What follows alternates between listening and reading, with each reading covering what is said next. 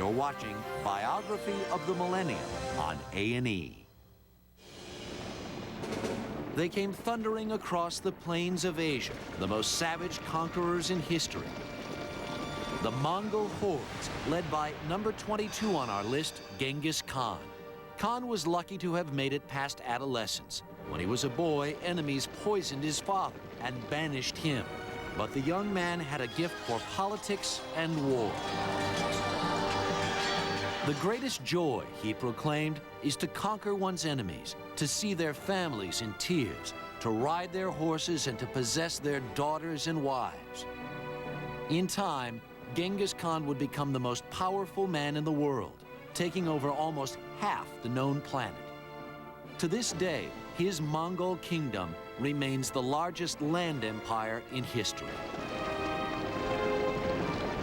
Genghis Khan is a classic example of someone about whom there's not a lot to say, because it's influence as extermination, I guess. How much can you say about impaling people, you know, really? Genghis Khan was the master of the blitzkrieg.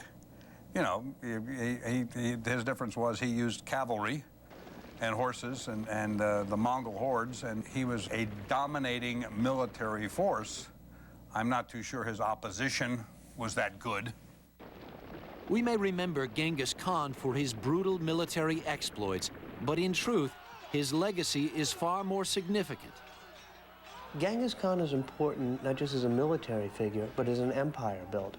He creates the first real expansive, powerful empire. And up until the end of this millennium, empires were the driving force of political and social structure.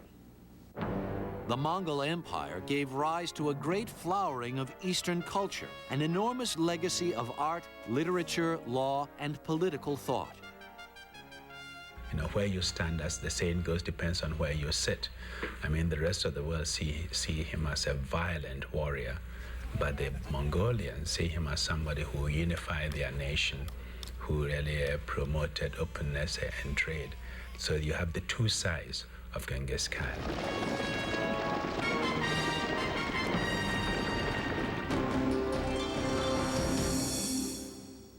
I think in the West, there's no question that the most influential politician as seen from today, remembering that 1,000 years is a long time, is Washington. You could say this man created America.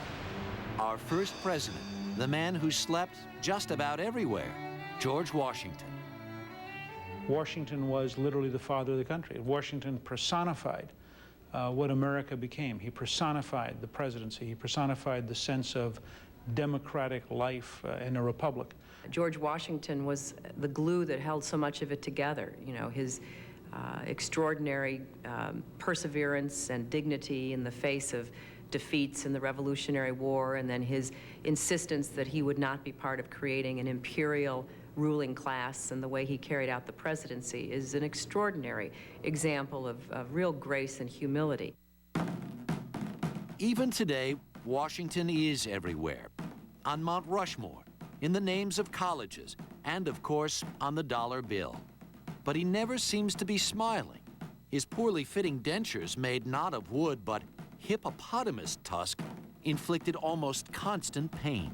It's so interesting, all those portraits of George Washington. It's impossible to figure out what he looked like. In some of those portraits, he's just this enormous creature, you know, Mr. Leader. And then other ones, he's like this small man. But George Washington, you have the sense that he was a great leader and somebody who sort of put their money where their mouth was. In 1775, Washington led a ragtag mob of colonial soldiers against highly trained British forces and won. He could have made himself dictator, even king. Instead, he retired to his Mount Vernon plantation in Virginia. It was only when the young republic began to founder that Washington was called back to serve as our first president. Over the next 8 years, his impact was immeasurable. And he may be just as important for what he didn't do as what he did.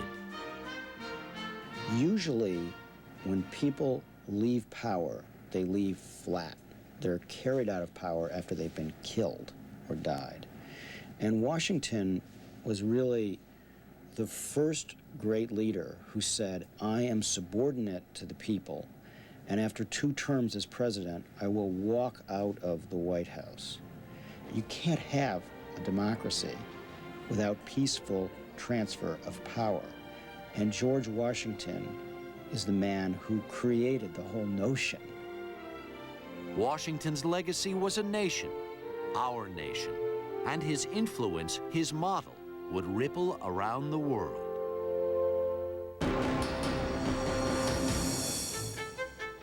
Number 20 was a contemporary of George Washington. He was an absent-minded man who frequently mumbled to himself.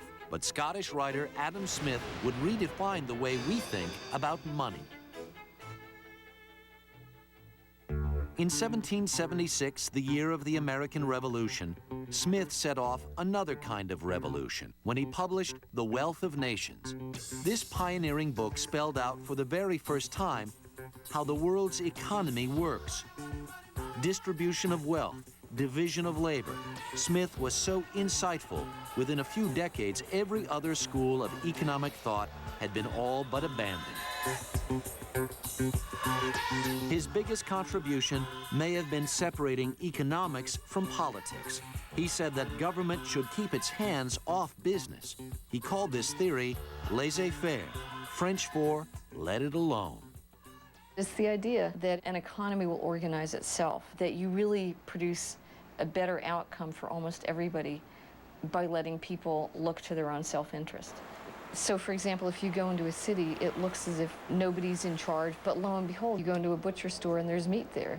You go into a bank and you can get money. And it's been organized by Adam Smith's invisible hand. Adam Smith's legacy was the theory of free trade. It was a novel concept then. Now it's part of our lives. That's why, to this day, Smith's name is synonymous with capitalism.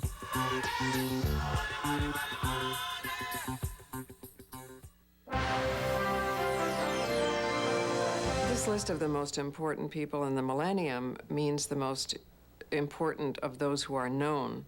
It's mainly white males with a few token women and people of color. We are probably going to have to spend the next millennium discovering what the real history of this millennium was.